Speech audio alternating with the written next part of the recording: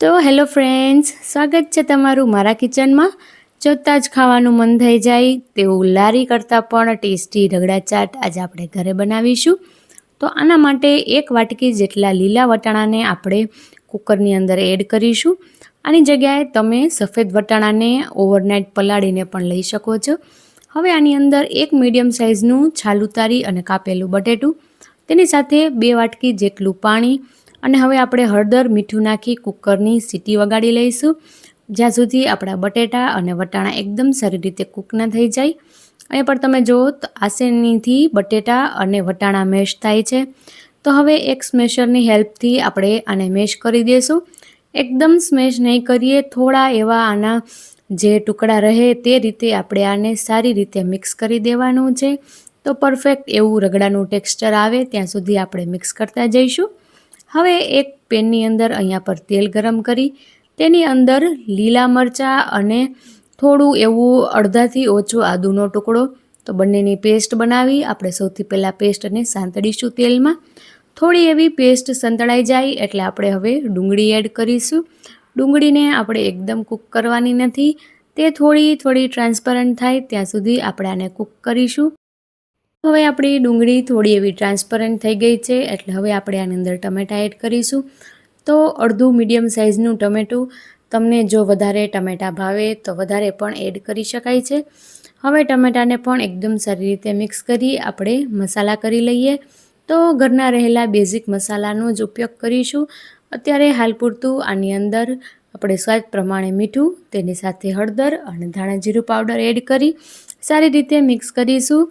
આ સ્ટેજ ઉપર મીઠું એડ કરવાથી ટમેટાં અને ડુંગળી એકદમ સારી રીતે સોફ્ટ થઈ જશે અને તેની કુકિંગ પ્રોસેસ પણ વધી જશે. તો અહીંયા પર તમે જુઓ તો એકદમ સારી રીતે બધું મિક્સ કરીશું. આ મસાલાને એકદમ સારી રીતે કૂક કરવા માટે હવે આપણે ઢાંકણ ઢાંકી 3 થી 4 મિનિટ સુધી ચડવા દઈશું, જેથી કરી મસાલો આપણો એકદમ સોફ્ટ થઈ જાય. તો હવે 3 થી 4 મિનિટ બાદ આપણે ફરીવાર આને મિક્સ કરી લઈએ અને હવે આની અંદર આપણે મસાલા એડ કરીશું. તો અહીંયા પર કાશ્મીરી લાલ મરચું પાવડર, જેથી કરી કલર એકદમ સરસ આવે.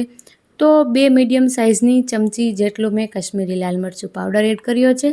આપણા મસાલાઓ બળી ના જાય એટલે થોડું એવું પાણી પણ એડ કરીશું. આ સમયે તેલ છૂટું પડી ગયું છે તો બસ આપણો અગાઉથી પ્રિપેર કરેલો રગડાનું મિક્સચર આપણે આમાં એડ કરી સારી રીતે મિક્સ કરીશું. હવે પાણી એડજસ્ટ કરીશું અને હવે લાસ્ટમાં ગરમ મસાલો એડ કરી લીલા ધાણા એડ કરી 2 થી 3 મિનિટ સુધી ઢાંકણ ઢાંકી અને કૂક કરી લઈશું. હવે આપણી રગડા ચાટને આપણે એસેમ્બલ કરીશું. આને એસેમ્બલ કરવા માટે અહીંયા પર મેં પાઉંના કટકા લીધા છે. જો તમારી પાસે અવેલેબલ ના હોય તો તમે આની જગ્યાએ મમરાનો પણ ઉપયોગ કરી શકો છો. તેનાથી રગડો ભેલ પણ ખૂબ જ સારી એવી બને છે. પણ જો અવેલેબલ હોય તો પાઉં કે બ્રેડના કટકા જરૂરથી લેવા, એકદમ સરસ એવો ટેસ્ટ આવશે. હવે અહીંયા પર તમે જુઓ તો રગડાનું જે ટેક્સચર છે તે મેં થોડું એવું રનિંગ કન્સિસ્ટન્સીનું રાખ્યું છે, કારણ કે જે આપણા પાઉં છે તે એકદમ સારી રીતે ફ્લેવરને એબ્ઝોર્બ કરી લેશે, એટલે થોડું પાણી જેવું રનિંગ કન્સિસ્ટન્સીનો આપણે રગડો રાખ્યો છે. હવે આની સાથે અહીંયા પર મેં ખજૂર આંબલીની ચટણી અને લસણ અને લાલ મરચાંની ચટણી એડ કરી છે. આ બંને ચટણીની રેસિપી તમારે જોવી હોય તો મારી ચેનલ ઉપર આપેલી છે, ત્યાંથી તમે ડિટેલમાં જોઈ શકશો. એક વિડીયોમાં બધી રેસિપી બતાવી શક્ય ના હોય. તો હવે આપણે આને સારી રીતે સર્વ કરીશું. જો તમે લારીનું ખાવાના શોખીન હોય અને અઠવાડિયામાં એકવાર તો કંઈક ચટપટું ખાવાની ઈચ્છા થઈ જ જાય, તો આ રીતે ઘરે એકવાર આ રેસિપી ટ્રાય કરીને જોજો, તમને ખૂબ જ ભાવશે. તો કેવી લાગી આજની મારી આ રેસિપી કોમેન્ટમાં જરૂર જણાવો.